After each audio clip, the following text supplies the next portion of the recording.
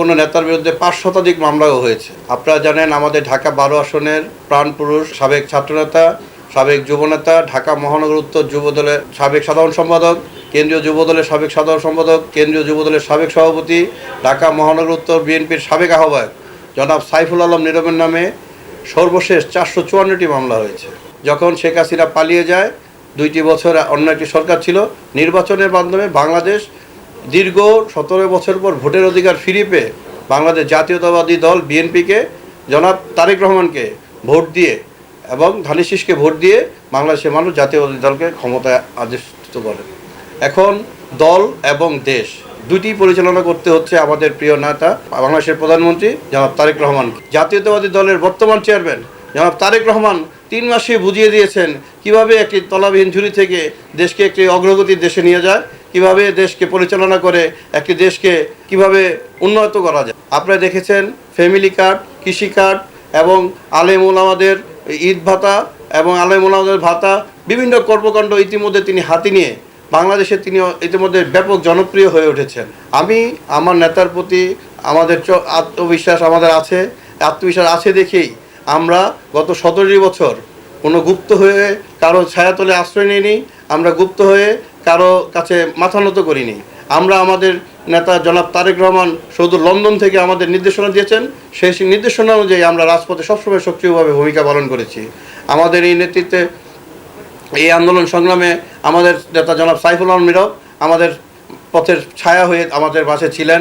আমাদের হামলা মামলা আন্দোলন সংগ্রাম, আমাদের মামলা হলে কিভাবে আমাদেরকে জামিন করাতে হয়, কিভাবে নেতাকর্মীদের পাশে ঈদ কুরবানিতে খোঁজখবর রাখতে হয়, কোনো নেতা আহত হলে কিভাবে তার খোঁজখবর রাখতে হয়। দেশের বৈশ্বিক করোনার লগ্নে যখন জনাব তারেক রহমান বলেছিলেন মানুষের পাশে দাঁড়াতে, বন্যায় মানুষের পাশে দাঁড়াতে, তখন আমাদের নেতা সাইফুল আলম নীরব প্রত্যেকটি দুর্যোগে মানুষের পাশে থেকে কাজ করেছেন। সেই পুরস্কার হিসাবে ইতিমধ্যে আমাদের নেতা জনাব তারেক রহমান সাইফুল আলম নীরবকে এই আসনে ধানের শীষের প্রার্থী হিসাবেও মনোনীত করেছিলেন। আমরা ভবিষ্যতেও আমরা চিন্তা করব, আমরা আশা করি সেই আন্দোলন সংগ্রামে সাইফুল আলম নীরবের সেই আন্দোলন সংগ্রামকে মাথায় রেখে আমাদের নেতা জনাব তারেক রহমান সাইফুল আলম নীরবকে তার ৪৫৪টি মামলার কথা, তার টানা ১৬ মাস জেলের কথা, তাকে ৩ বার জেল গেট থেকে গ্রেপ্তারের কথা এবং তিনি নিজে সেই লন্ডন থেকে ফোন করে বাংলাদেশে সুপ্রিম কোর্টের যে আইনজীবী সভাপতি জনাব জয়নাল আবেদিন স্যারকে বলেছিলেন কিভাবে সাইফুল আলম নীরবকে জামিন করা যায়, বারবার কেন তাকে জেল গেট থেকে গ্রেপ্তার করা হয় কেন, এর প্রতি হাইকোর্ট থেকে রুল জারি করতে। আপনারা জানেন সেই রুল জারি হওয়ার পরে সাইফুল আলম নীরব সর্বশেষ তিনি ৩ বার জেল গেট থেকে গ্রেপ্তার হওয়ার পরে ৪র্থবার তিনি জেল থেকে ছাড়া পেতে পারেন ওই রুলটি হওয়ার কারণে। আমার নেতার পাশে তারেক রহমান সবসময় ছিলেন।